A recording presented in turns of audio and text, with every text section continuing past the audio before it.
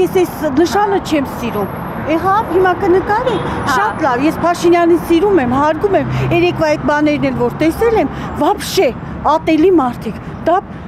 վարչապետ է։ Ասպիտի շարունակենք Արցախյան շարժումը։ Ուրեմն պետք է դից, որ ասում է։ Ղեկավարը ինքն է։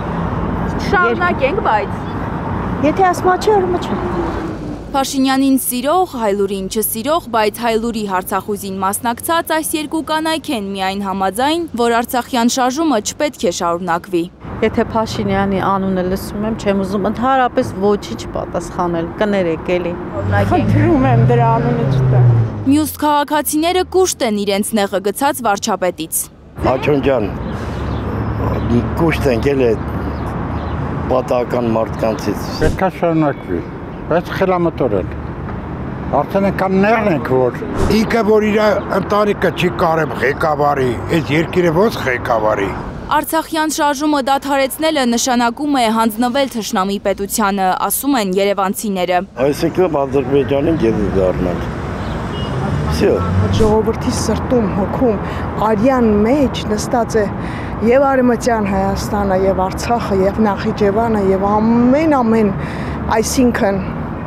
Քուրից միջև Եվրատ։ Ապացուցեց, որ ինքը երկրի ղեկավար չի, ինքը չի կարող այս երկիրը ղեկավարի։ Իհարկե պետք է շարունակենք, Արցախը հետ պետք է բերենք։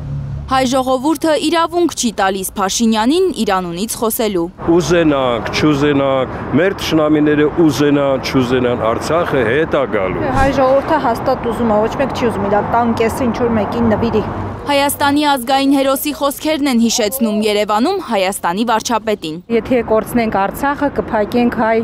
ժողովրդի պատմության վերջին էջի, տենց էլ կա, այն հենց տենց էլ կա։ Հենց կորցրեցինք Արցախը, հանգիստ ապրում եք հիմա։ Կարակ ասեք, որ Հայաստանում հանգիստ ապրում եք։ Ես չեմ կարող ասեմ այդքան։ Դե չենք կարող միշտ լինել պատերազմի մեջ, դրան ես համամիտ եմ, բայց միգուցե ոչ այս գնով։ Պարզ մարդիկ համաձայն չեն խաղաղության պայմանագրի ստորագրմանը, Արցախյան շարժումը դադարեցնելու, միջազգային դատարաններում Ադրբեջանի դեմ հայցերից հրաժարվելու գնով։ Ասում են իմաստուն ղեկավարը վաղուց արդեն հետ բերած կլիներ գերիներին։ Այդքան լավ քաղաքագետ են մեր կառավարիչները, վաղուց այդ հարցը պիտի լուծած լինեին։